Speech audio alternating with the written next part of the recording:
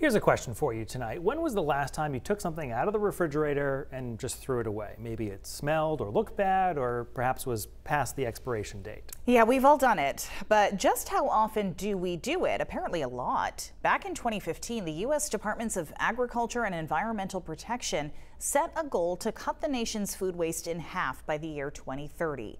And based on the numbers they used from 2010, we have our work cut out for us. That year, nearly a third of all food was thrown out at the retail and consumer level, 133 billion pounds of it, at a cost of nearly $162 billion. Breaking it down, that means each American was responsible for nearly 220 pounds of food going into the waste system. That brings us to our next story tonight. Students and faculty at the University of Maine in Orono are being asked now to rethink how they shop for, eat, and dispose of their food this month. And they are asking you to join in. News Center Maine's Caroline LaCour has the rules for the Maine Home Food Waste Challenge.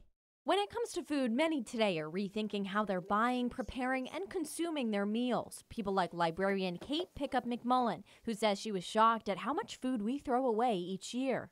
Learning that a third of the food that we produce is not eaten. That's why for the month of January, McMullen and many others are joining in on the University of Maine's Maine Home Food Waste Challenge to see exactly how much they're actually wasting and find ways to change some of their habits.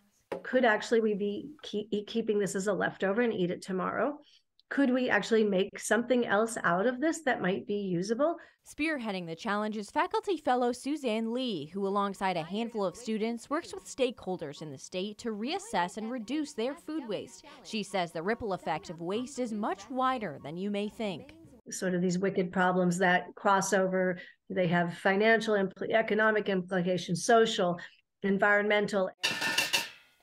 Here are the rules. Throughout the first week, challengers eat normally and collect their waste in jars or bins, tracking their progress with a weekly weigh-in. To cut down on waste after getting a baseline, McMullen says habits like labeling your food containers can make the most of your leftovers in the fridge. But I labeled here, and I should probably put cheese on here because you wonder what's been in there for that long. As mindful as McMullen is being, reducing food waste still creeps up easily. These are all used, and this is from just this week, and it's only Thursday. Baby steps towards being a little more mindful of what you eat and what you throw away. In Southwest Harbor, Caroline LaCour, News Center, Maine. And if you are interested in joining the Maine Home Food Waste Challenge, you can head to the University of Maine's website. You'll have to hurry, though. The deadline to join them is this Sunday.